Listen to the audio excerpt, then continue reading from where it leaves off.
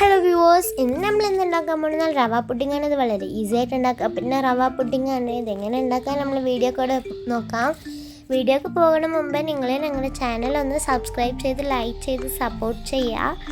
ഇപ്പോൾ ഇത് ഉണ്ടാക്കാനായിട്ട് നമ്മൾ 1/2 ലിറ്റർ പാലാണ് എടുത്തിട്ടുള്ളത്. പാലൊന്ന് ചായപാത്രത്തിലേക്ക് നമ്മളിവിടെ ഒഴിച്ചു കൊടുത്തിട്ടുണ്ട്. ഒഴിച്ചു കൊടുത്തതിന് ശേഷം ഇതൊന്ന് നല്ല തിളച്ച് വരുന്നതായിരിക്കും നമ്മൾ വെയിറ്റ് ചെയ്യണം. പാലിൽ ഞാനൊരു ഇത്തിരി പോലും വെള്ളം ചേർത്തിട്ടില്ല. പാലൊന്ന് നമുക്കിവിടെ തിളച്ച് വന്നതിന് ശേഷം ഞാനിതിലേക്ക് 3 സ്പൂൺ പഞ്ചസാര ഇട്ട് കൊടുത്തിട്ടുണ്ട്. പഞ്ചസാര ഇട്ടിട്ട് നമ്മൾ നല്ല രീതിക്കൊന്ന് മിക്സാക്കി കൊടുക്കാം. പിന്നെ പാലൊന്ന് ചൂടായി വന്നതിന് ശേഷം നമ്മൾ തിരിച്ചിതിൽ റവയാണ് ഇട്ട് കൊടുക്കണത്. റവ ഒരു 3 സ്പൂണിൻ്റെ അടുത്തുണ്ടാകും. നിങ്ങൾ കൂടി പോകേണ്ട നിങ്ങളിടുന്ന റവ. പിന്നെ നമ്മൾ പാല് നല്ലപോലെ ഒന്ന് മിക്സാക്കി കൊടുത്തിട്ടുണ്ട്. പാലൊന്ന് തിളച്ച് വരട്ടെ. തിരിച്ച് നമ്മൾ ഇതിലേക്ക് ഒരു 2 സ്പൂൺ നമ്മൾ പഞ്ചസാര ഇട്ട് കൊടുക്കുന്നുണ്ട്. ഈ പുഡിംഗ് ഉണ്ടാക്കാനായിട്ട് നമ്മൾ 1 കപ്പ് മാത്രം പഞ്ചസാരയാണ് എടുത്തിട്ടുള്ളത്.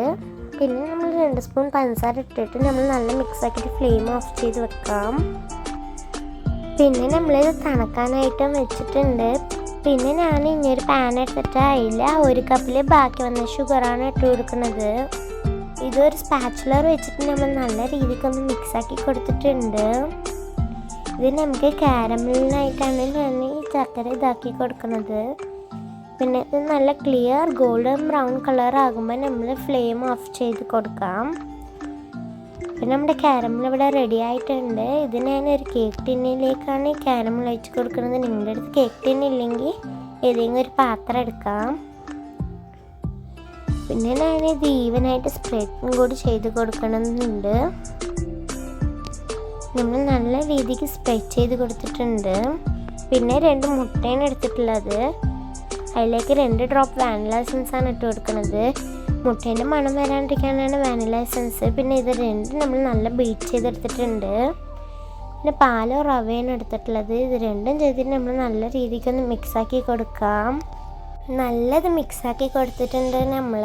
പിന്നെ ഇത് നമ്മൾ ആ കേക്ക് ടിന്നിലേക്ക് ഒഴിച്ച് കൊടുക്കാം.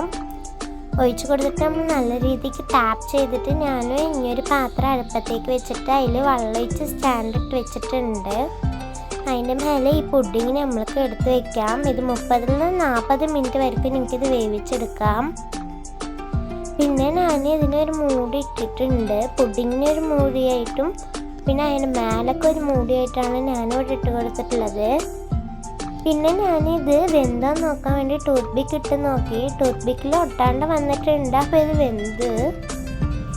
അപ്പം നമ്മളിതൊന്ന് ചൂടാറിയതിന് ശേഷം ഫ്രിഡ്ജിലെടുത്ത് വെച്ചിട്ട് നമ്മൾ കഴിക്കാം.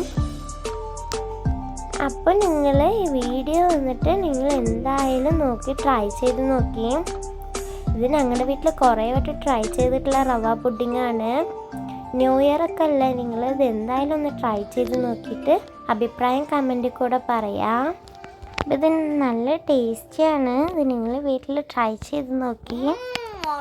പിന്നെ ഇത് ഇത്ര ഈസി ആയിട്ട് ഉണ്ടാക്കാം. പിന്നെ റവ പുഡിങ്ങാണ്. ഇത് തണുപ്പായിട്ട് കഴിച്ചാൽ നല്ല ടേസ്റ്റാണ്. ഈ വീഡിയോ നിങ്ങൾക്ക് ഇഷ്ടപ്പെട്ടിട്ടുണ്ടായിരുന്നാൽ ലൈക്ക് ചെയ്യുക, ഷെയർ ചെയ്യുക, കമൻറ്റ് ചെയ്യുക. തൊട്ടടുത്തുള്ള ബെല്ലൈക്കൺ ഓൾ എന്ന ഓപ്ഷൻ കൂടി നമ്മൾ ക്ലിക്ക് ചെയ്ത് കൊടുക്കുകയും. ഇപ്പോൾ നല്ല ഈസി ആയിട്ട് റവ പുഡിംഗ് കൊണ്ട് റെഡി ആയിട്ടുണ്ട്. ഈ വീഡിയോ നോക്കിയതിന് താങ്ക് യു.